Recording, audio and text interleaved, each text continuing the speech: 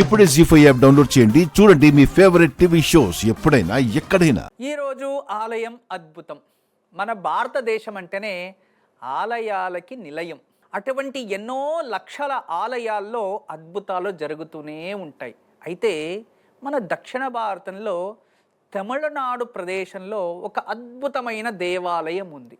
ఆ దేవాలయానికి ప్రసిద్ధి ఏంటి అంటే, ఎవరికైతే ఎంత ప్రయత్నించినా వివాహాలు జరగట్లేదో, అది పర్టికులర్ స్త్రీలకి, ఆడపిల్లలకి ఎంత ప్రయత్నించినా వివాహాలు జరగకుండా ఉన్నవారు, వివాహాలే అవ్వట్లేదు అనేవారు, దాంపత్య సమస్య అని ఉండేవారు, భార్యాభర్తలు ఎక్కడో పెళ్లి చేసుకుని ఒకరు అమెరికాలో, ఒకరు ఇండియాలో, ఒకరు ఒక స్టేట్లో, ఇంకొక స్టేట్లో వాళ్ళు ఎంత ప్రయత్నించినా ఒక చోటు జీవితం చేయడానికి కాకుండా ఉండేవారు, ఇంకొకరు వివాహమైన తర్వాత మెడికల్ అని చెప్పి ఇంకొకరు ఎక్కడో చదువుకొని వాళ్ళు ఎంత ప్రయత్నించినా మళ్ళీ కలవడానికి కాకుండా డాక్టర్లు ఈ ప్రజల సేవ చేసుకొని వాళ్ళు ఇక్కడొకరు అక్కడొకరు జీవిస్తూ ఉంటారు. పాపం వాళ్ళ కష్టం ఎలా అంటే ఎప్పుడు కలుస్తామా అని ఎదురు చూస్తూ ఉంటారు, కానీ కాలం వాళ్ళకి కలపదు. అటువంటి పరిస్థితులు ఎందరో ఎదురు చూసేవారు అందరికీ కూడా మంచి పరిష్కార స్థలంగా అది పేరు ప్రసిద్ధి చెందినది. మనకందరికీ కూడా తమిళనాడులో ఒక దివ్య క్షేత్రం. ఆ క్షేత్రం ఎంత అద్భుతం అంటే, ఎవరికైనా వివాహం జరగట్లేదు అంటే అక్కడ వెళ్ళి దర్శనం చేసుకొస్తే వివాహం జరిగిపోతుంది.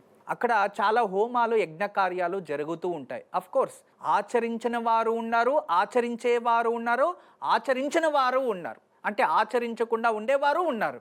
కానీ దర్శనంతోనే ఎంతో పుణ్యఫలాన్ని అందిస్తూ ఉంటుంది. దీనికి పురాణము అనే దానికన్నా ఒక ఇతిహాసం ఉంది. పార్వతీ పరమేశ్వరుల కథ మనకు తెలిసినదే.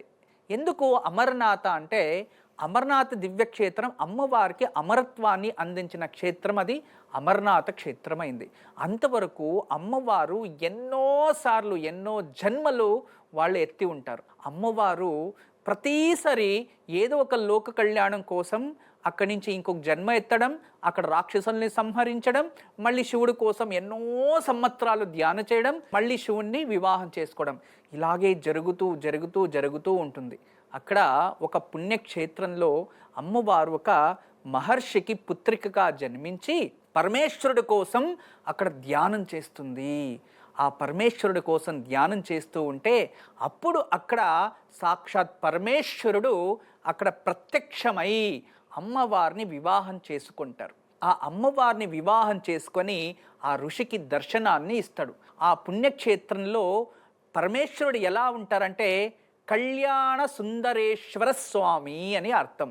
ఎంత గొప్ప పేరు కదా, కళ్యాణ సుందరేశ్వర స్వామి అంటే అక్కడ సుందరేశ్వరన్ అని కూడా పిలుస్తూ ఉంటారు వాడుక భాషలో.